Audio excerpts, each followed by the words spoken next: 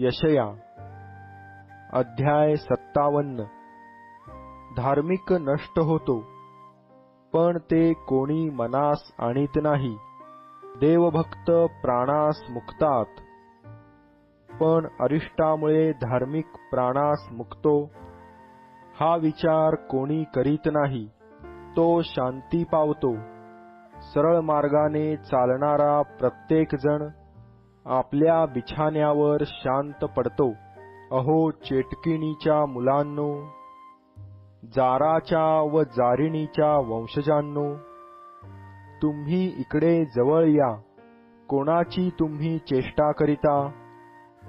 कोणाला तोंड विचकता? कोणाला जीभ काढून दाखविता? तुम्ही अधर्माची संतती, लबाडीचे बीज नाही काय? प्रत्येक हिरव्या झाडाखाली, एला झाडांमध्ये तुम्ही मदोन्मत्त होता।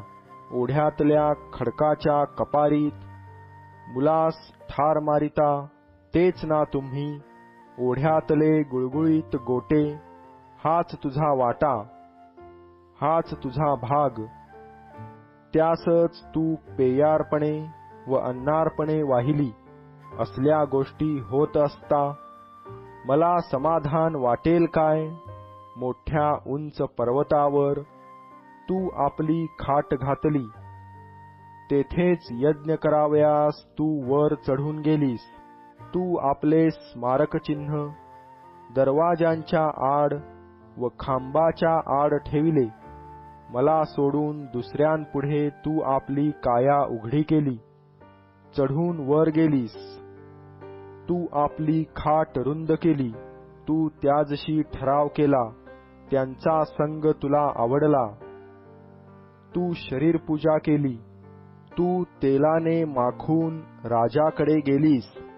पुष्कळ सुगंधी द्रव्ये तू चर्चिली, आपले जासूद दूर दूर पाठविले। अधोलोकापर्यंत तुझ्या नीचतेचा पल्ला गेला। दूरच्या पल्ल्यामुळे तू थकलीस, तरी आपण आता हात टेकिले असे तू म्हणाली नाहीस।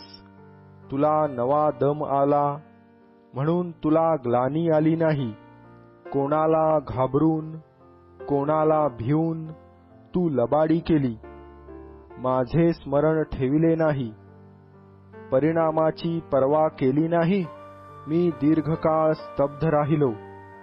म्हणूनच का तू माझे भय धरिले नाही?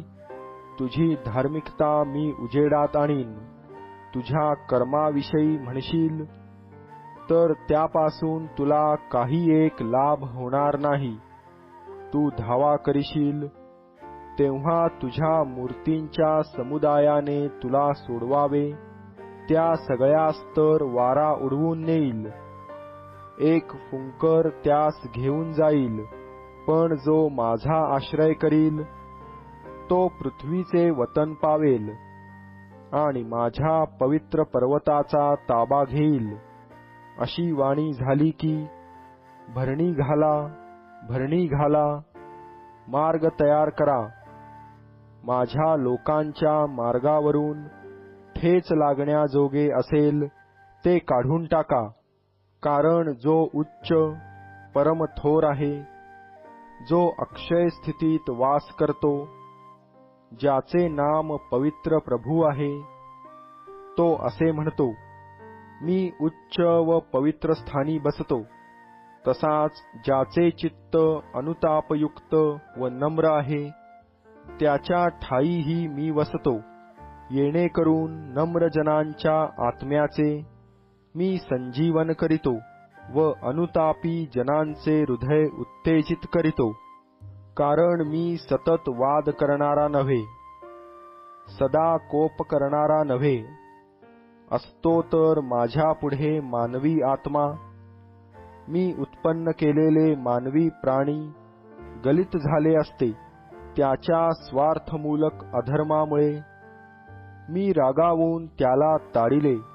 मी विन्मुख झालो, मी त्याजवर कोपलो, पण तो आपल्या मनाच्या कलाप्रमाणे वागत गेला। मी त्याची चालचर्या पाहिली, मी त्याला सुधारीन। मी त्याला मार्ग दाखवीन. मी त्याच्यातल्या शोकग्रस्तांचे समाधान करीन. मी त्याच्या तोंडून आभार वचन उच्चारवीन. जे दूर आहेत व जे जवळ आहेत त्यास शांती असो, शांती असो. मी त्यास सुधारीन असे परमेश्वर म्हणतो. दुर्जन खवळलेल्या सागरासारखे आहेत. त्यांच्याने स्थिर राहवत नाही. त्यांच्या लाटा चिखल व गाळ बाहेर टाकितात. दुर्जनास शांती नाही असे माझा देव म्हणतो.